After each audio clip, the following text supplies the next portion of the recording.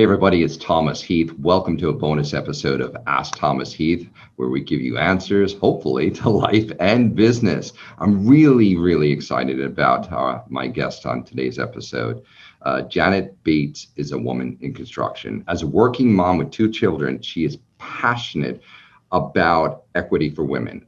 Lastly, this very busy, talented, passionate lady is also a CrossFit athlete. Welcome to the show, Janet Bates. Thanks so much for having me. Yeah, great. So this is part of the series on female empowerment. That's one of my platforms. And we're focusing on the art of Fer Caggiano, a Brazilian-born artist out of Charleston, South Carolina, who painted over 40 portraits for a series that's on display until the beginning of May. I'll get you all information on that later.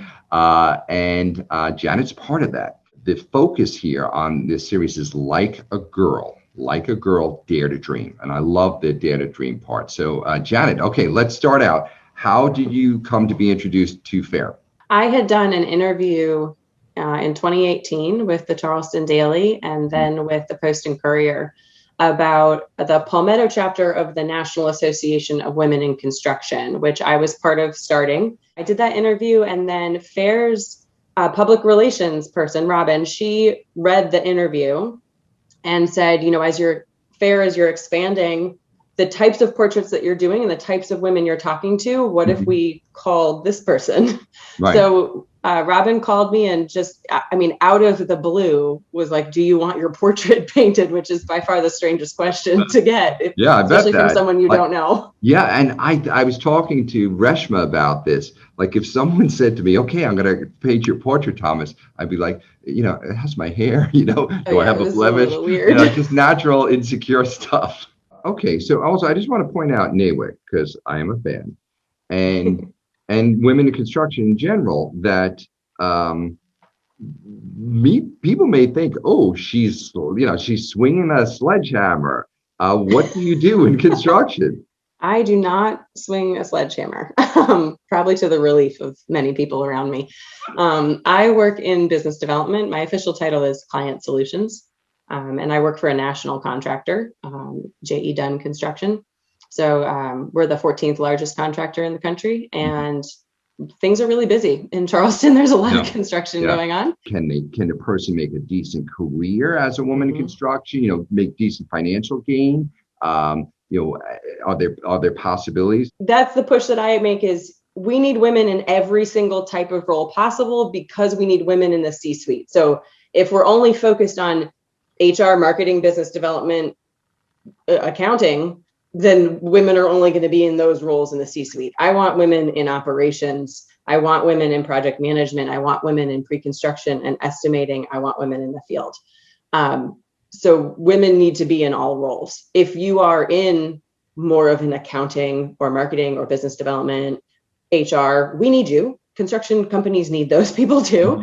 Then there's really the 2 subsets. It's like trade partners. So you're talking electrician, plumbing, welder, framing, all of the people who actually build the building. And then we have construction management. So project managers, superintendents, people who work for CM companies, construction management companies that contract to those trade partners to help them build the job. So, okay, tell us what it's portrait day. It's portrait day. Paint a picture. What are we looking at here with you and Fer? Where are you? What are you wearing? What's going on? I met Fer at a job site for the company that I was with. You are not supposed to walk on a job site in high heels, let alone in a dress. But that is what I did. I walked onto the job site, went to the job site trailer, introduced Fer to the team there, and had explained, why I was there and what was going on.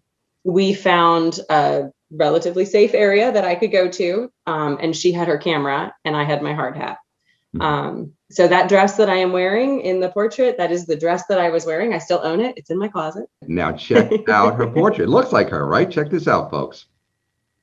It's just this incredible picture. The look on my face still stuns me. You're like, yeah, she's nice, Yet she's a badass. Yeah, I feel very badass in that picture. And that, I mean, let's be honest, like that's probably my brand. So You've seen the exhibit, I imagine, right? you know, so I went with my two kids and my husband, and we walked in and it was pretty empty at that point. And the very first thing my daughter did is she found my portrait. She walked in and immediately her eyes went to my portrait and she just said, "Mommy." And she just knew immediately. And seeing her stand there staring up at it, and she's seen it before, it's been in my house. So like she has seen this portrait before, but it just meant so much to me, A, to see, for her to know that her mom was on that wall, but B, for her to know that her mom was on that wall with all of these other amazing women. I know that she's only 5, but I hope that she'll remember that and know that I was working so hard to make a space for her in this world. Anything else that you would say to any type of woman, regardless of any age, about this portrait series? What do you want to leave them with?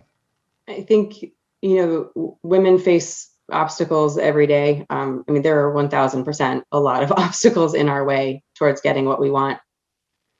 But there are some phenomenal women on that wall and not on that wall who are pushing and doing the work today to make space for women of all ages to follow their path and to achieve their dreams. So I'm very cognizant of the fact that I stand on the shoulders of the women who came before me.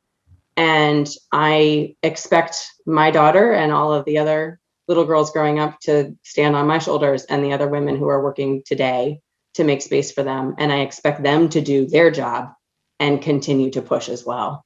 I hope that they feel inspired and committed to their dreams and to every person who's coming after them. We're going to have the links coming up now to get hold of Fer Caggiano. You're going to see her website here. We're also going to have some information about the exhibit, as long as it's available. How do folks get a hold of you, Janet, or learn more about National Association of Women in Construction? Absolutely. So NAWIC, they can go to nawicpalmetto.org.